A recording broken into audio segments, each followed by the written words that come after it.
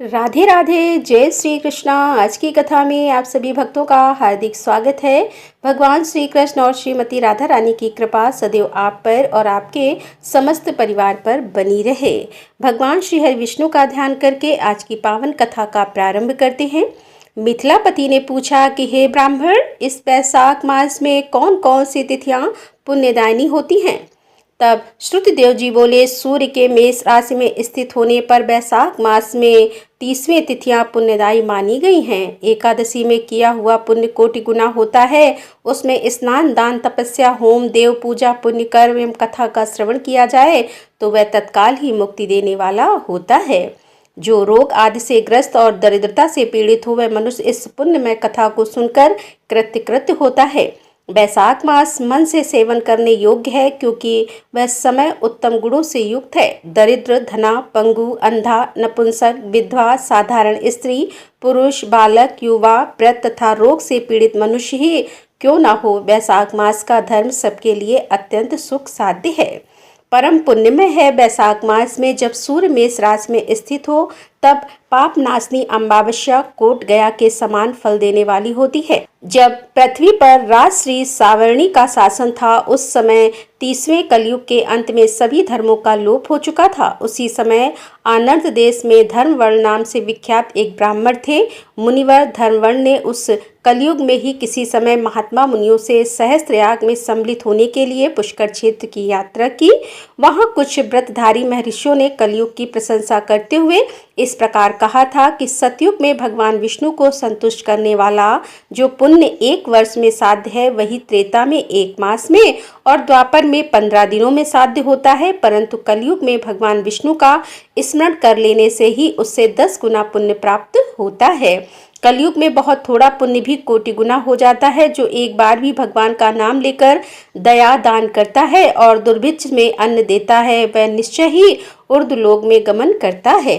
यह सुनकर देवर्षि नारद हंसते हुए उन्मत्त के समान नृत्य करने लगे और सभासदों ने पूछा कि हे नारद जी, यह क्या बात है? तब बुद्धिमान नारद जी ने हंसते हुए उन सबको उत्तर दिया कि आप लोगों का कथन सत्य है। इसमें कोई संदेह नहीं है कि कलयुग में स्वल्प कर्म से भी महान पुण्य का साधन किया जाता है तथा कलेशों का नाश करने वाले भगवान केशव स्मरण मात्र से ही प्रसन्न हो जाते हैं। तथापि मैं आप लोगों से यह कहता हूँ कि कलयुग में यह 2 बातें दुर्घट है। शिष्येंद्रिय का निग्रह और जीवा को वश में रखना, यह दोनों कार्य जो सिद्ध कर ले वही नारायण स्वरूप है। अतः कलयुग में आपको यहाँ नहीं ठहरना चाहिए। नारद जी की यह बात सुनकर उत्तम व्रत का पालन करने वाले महर्षि सहसा ही यज्ञ को समाप्त करके सुखपूर्वक चले गए और धर्मवर्ण ने भी यह बात सुनकर भूलोक को त्याग देने का विचार किया। उन्होंने ब्रह्मचर्य व्रत धारण करके दंड और कमंडल हाथ में ले लिया और जटावल्कलधारी होकर वे कलयुग के अनाचारी पुरुषों को देखने के लिए घर छोड़कर चल दिए। उनके मन में बड़ा विस्मय हो रहा था। उन्होंने देखा कि प्राय मनुष्य पापाचार में प्रवृत्त होकर बड़े भयंकर एवं दुष्ट हो गए हैं। ब्राह्मण पाखंडी हो चले हैं, शूद्र संन्यास धारण करते हैं, पत्नी अपने पति से द्वेष रखती है, शिष्य गुरु से वर करता है, सेवक स्वामी और पुत्र पिता के घात में लगा हुआ है। ब्राह्मण शूद्रवत और गौवें बकरियों के समान हो गई हैं। वेदों में गाथा की प्रधानता रह गई है और शुभ कर्म साधारण लौकिक कृतियों के ही समान रह गए हैं। इनके प्रति किसी की महत्व बुद्धि नहीं है। भूत प्रेत और पिशाच आदि की उपासना चल पड़ी। सब लोग मैथुन में ही आसक्त हैं और उसके लिए अपने प्राण भी खो बैठते हैं। सब लोग झूठी गवाही देते हैं। मन में सदा छल और कपट भरा रहता है। कलयुग में सदा लोगों के मन में कुछ और, वाणी में कुछ और तथा क्रिया में कुछ और ही देखा जाता है। सबकी विद्या किसी न किसी स्वार्थ को लेकर ही होती है और केवल राजभवन में ही उसका आदर होता है। संगीत आदि कलात्मक विद्याएं भी राजाओं को प्रिय है। कली में अधम मनुष्य पूजे जाते हैं और श्रेष्ठ पुरुषों की अवहेलना होती है। कली में वेदों के विद्वान ब्राह्मण दरिद्र होते हैं। लोगों में प्राह भगवान की भक्ति नहीं होती। पुण्य क्षेत्र में पाखंड अधिक बढ़ जाता है। शूद्र लोग जटाधारी तपस्वी बनकर धर्म की व्याख्या करते हैं। सभी मनुष्य अल्पायु, दयाहीन और सठ होते हैं। कलयुग में प्राह सभी धर्म के व्याख्याता बन जाते हैं और दूसरों से कुछ लेने से ही उत्सव मनाते हैं। अपनी पूजा कराना चाहते हैं और व्यर्थ ही दूसरों की निंदा करते हैं। अपने घर आने पर सभी अपने स्वामी के दोषों की चर्चा में ही तत्पर रहते हैं। कलयुग में लोग साधुओं को नहीं जानते, पापियों को ही बहुत आदर देते हैं। दुराग्रही लोग इतने दुराग्रही होते हैं कि साधु पुरुषों के एक दोस्त का भी ढिढोरा पीटते हैं और पापात्माओं के दोस्त समूहों को भी गुण बतलाते हैं। कलयुग में गुणहीन मनुष्य दूसरों के गुण को ना देखकर उनके दोष को ही ग्रहण करते हैं। जैसे पानी में रहने वाली जोग प्राणियों के रक्त पीती है, जल नहीं पीती, उसी प्रकार जोग के धर्म में संयुक्त होकर मनुष्य दूसरे का रक्त चूसते हैं। औषधियाँ शक्तिहीन होती हैं, ऋतुओं में उलटफेर हो जाता है, सब राष्ट्रों में अकाल पड़ता है और कन्या योग समय में संतानोत्पत्ति नहीं करती। लोग नट और नर्तकों की विद्याओं से विशेष प्रेम करते हैं। जो वेद वेदांत की विद्याओं में तत्पर और अधिक गुणवान हैं, उन्हें अज्ञानी मनुष्य सेवक की दृष्टि से देखते हैं। वे सब के सब भ्रष्ट हैं। कलयुग में प्रायः लोग श्राद्ध कर्म का त्याग करते हैं और वैदिक कर्मों को छोड़ बैठते हैं। प्रायः जीवा पर भगवान विष्णु के नाम कभी नहीं आते। लोग श्रृंगार रस में आनंद का अनुभव करते हैं और उसी के गीत गाते हैं। कलयुग के मनुष्यों में ना कभी भगवान विष्णु की सेवा देखी जाती है, ना शास्त्रीय चर्चा होती है, ना कहीं यज्ञ की दीक्षा है और ना विचार का लेस, ना तीर्थ यात्रा है और ना दान धर्म ही होते हैं। यह कितने आश्चर्य की बात है। उन सबको देखकर धर्मवर्ण को बड़ा भय लगा। पाप से कुल की हानि होती है देखकर अत्यंत आश्चर्य से चकित होकर वे दूसरे द्वीप में चले गए। सब द्वीपों और लोकों में विचरते हुए बुद्धिमान धर्मवर्ण किसी समय कौतूहलवश पृथक में गए। वहां उन्होंने कर्म से कष्ट पाते हुए पितरों को बड़ी भयंकर दशा में देखा। वे तोड़ते रोते गिरते पड़ते थे। उन्होंने अपने पितरों को भी नीचे अंधकूप में पड़े हुए देखा। उनको देखकर आश्चर्यचकित होकर दयालु धर्मवर्ण ने पूछा कि आप लोग कौन हैं और किस दुस्तर कर्म के प्रभाव से इस अंधकूप में पड़े हुए हैं। पितरों ने कहा कि हम श्रीवत्स गोत्र वाले हैं, पृथ्वी पर हमारी कोई संतान नहीं रह गई, अतः हम श्राद्ध और पिंड से वंचित हैं, इसीलिए हमें यहाँ नरक का कष्ट भोगना पड़ता है। संतानहीन दुरात्माओं का अंधकूप में पतन होता है।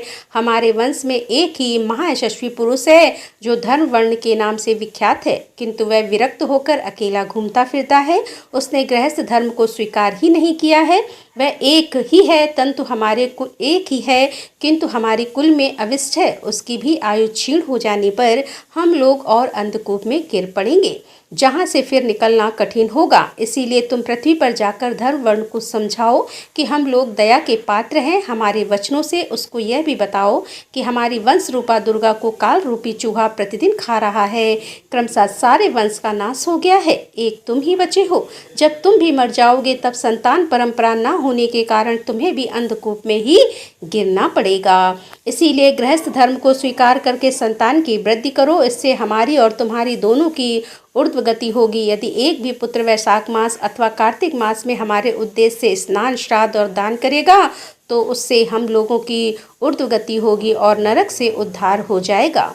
यदि एक पुत्र भी भगवान विष्णु का भक्त हो जाए, एक भी एकादशी का व्रत रहने लगे अथवा एक भी भगवान विष्णु की पाप नाशक कथा श्रवण करे तो उसकी 100 बीती हुई पीढ़ियों का तथा 100 भावी पीढ़ियों का उद्धार होता है। वे पीढ़ियां पाप से आवृत होने पर भी नरक का दर्शन नहीं करती। दया और धर्म से रहित उन बहुत से पुत्रों के जन्म से क्या लाभ जो कुल में उत्पन्न होकर सर्वव्यापी भगवान नारायण की पूजा ही नहीं करते। इस प्रकार प्रिय वचनों द्वारा धर्मवर को समझाकर तुम उसे विरक्तपूर्ण ब्रह्मचर्य आश्रम में गृहस्थ आश्रम में प्रवेश करने की सलाह दो। पितरों की यह बात सुनकर धर्मवर अत्यंत विस्मित हुआ और हाथ जोड़कर बोला कि मैं ही धर्मवर नाम से विख्यात आपके वंश का दुराग्रही बालक हूँ। यज्ञ में महात्मा नारद जी का यह वचन सुनकर कि कलयुग में प्राह कोई भी रस्त और सेंद्री को दृढ़ता पूर्वक संयम में नहीं रखता, मैं दुर्जनों की संगत से भयभीत होकर अब तक दूसरे द्वीपों में घूमता रहा।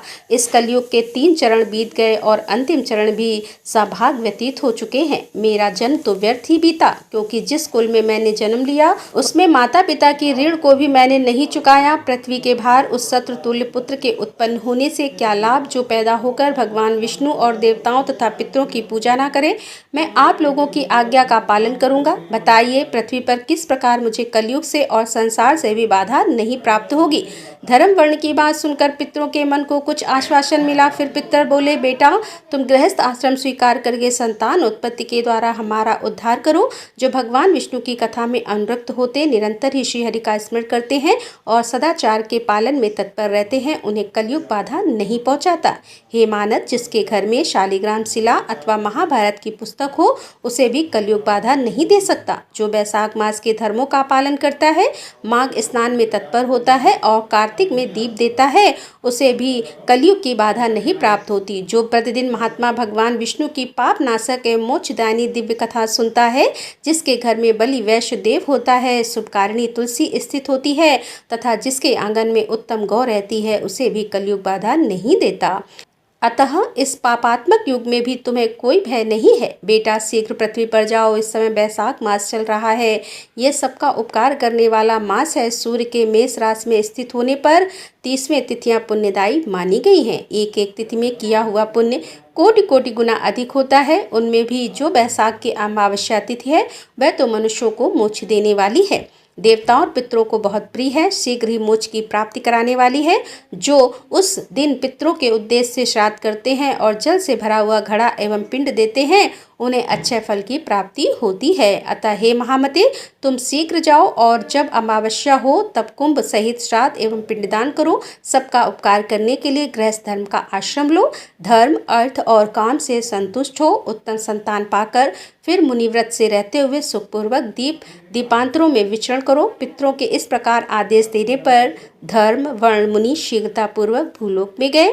वहाँ मेष राशि में सूर्य के स्थित रहते हुए वैशाख मास में प्रातःकाल स्नान करके देवताओं, ऋषियों तथा पितरों का तर्पण किया।